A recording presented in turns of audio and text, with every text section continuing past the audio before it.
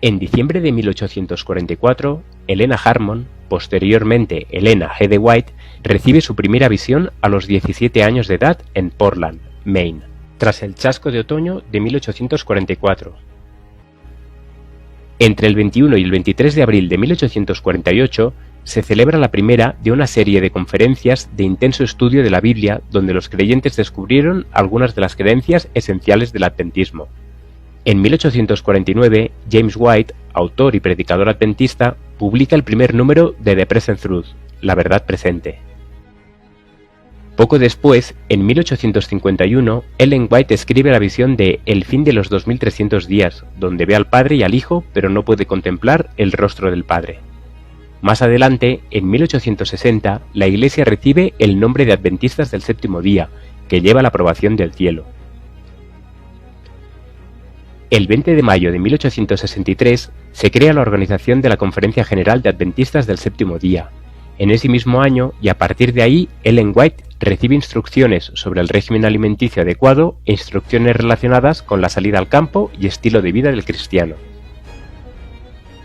En 1868 surgen las declaraciones de los adventistas evangélicos, llamados adventistas nominales, con la creencia que Cristo es un segundo Dios y que el Espíritu Santo era la tercera persona de la divinidad, bajo un concepto trinitario.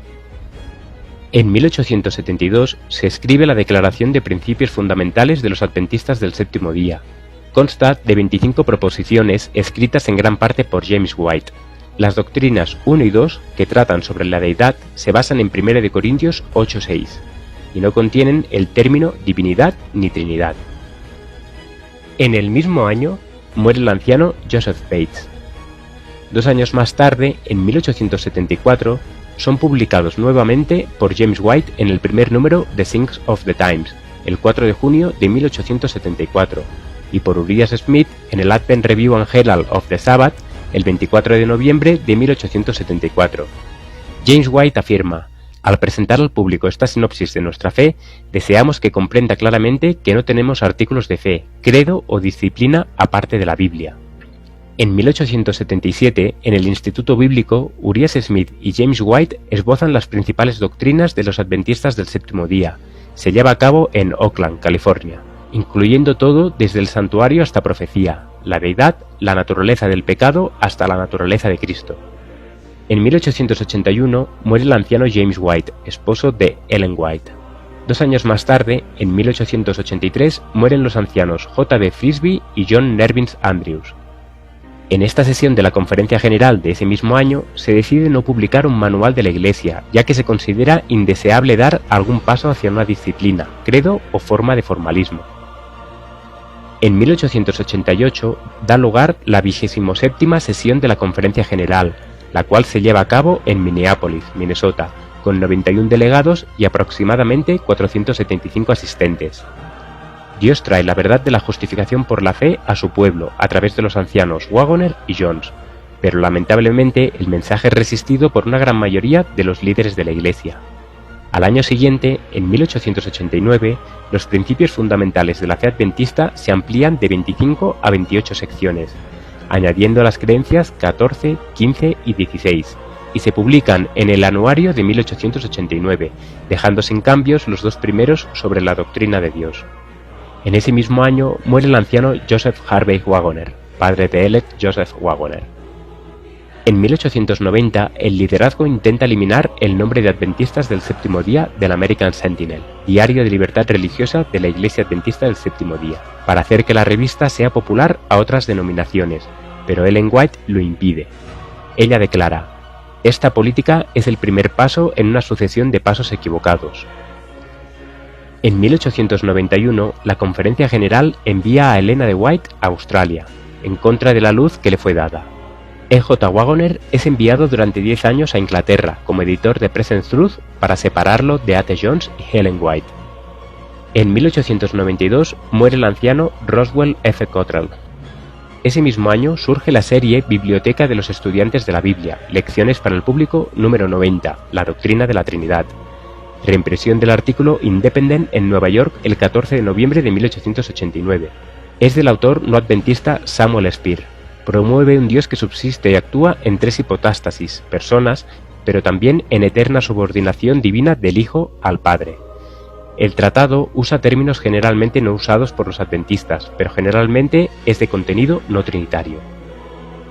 2 años más tarde, en 1894, Ellen White advierte: es un grave error por parte de quienes son hijos de Dios tratar de salvar el abismo que los separa de los hijos de las tinieblas al ceder principios, al comprometer la verdad. Es una iglesia reincidente que disminuye la distancia entre ella y el papado. De mientras, Herbert Camden Lassey asiste a la reunión dominical trinitaria como delegado de Battle Creek College en el movimiento de voluntarios estudiantiles para misiones extranjeras en Michigan. Lassey vuelve a aceptar la doctrina de la Trinidad. En 1895, Elena White advierte a los líderes de Battle Creek: el Señor no ha puesto a ninguna de sus agencias humanas bajo el dictado y el control de aquellos que son ellos mismos, pero que son mortales errantes. Pero hay un poder ejercido en Battle Creek que Dios no ha dado, y juzgará a quienes asuman esta autoridad. Hermanos, dejen que Dios gobierne. Al año siguiente, en 1896, Herbert Camden Lassey da conferencias sobre Trinidad en Corambon, Australia. La hermana Marian Davis, asistente literaria de Ellen White, toma abundantes notas. Arthur G. Daniels no se opone a las conferencias. A la vez, surgen una serie de recomendaciones para el cambio esencial en la sesión de la Conferencia General, para elegir a un hombre como presidente, pero se les aconseja a los hermanos que no es aconsejable hacerlo. Elena White advierte: colocar a los hombres donde Dios debería ser colocado no honra ni glorifica a Dios. ¿El presidente de la Conferencia General será el Dios del pueblo? ¿Se debe considerar a los hombres de Battle Creek como infinitos en sabiduría? Dejaos de los hombres. En 1897, John Harvey Kellogg presenta sus primeros conceptos que conducen al panteísmo, en una sesión de estudios que da en la sesión de la Conferencia General.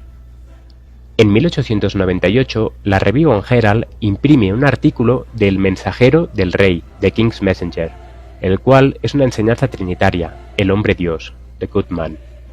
La visión de R. A. Underwood del Espíritu Santo cambia de una influencia a una persona. Elena de White declara: la Iglesia está en el estado de la Odisea, la presencia de Dios no está en medio de ella. En 1900, la Review and Herald vuelve a imprimir 2 artículos más de El Mensajero del Rey, ambos de enseñanza trinitaria, la tercera persona, the third person, y personalidades combinadas.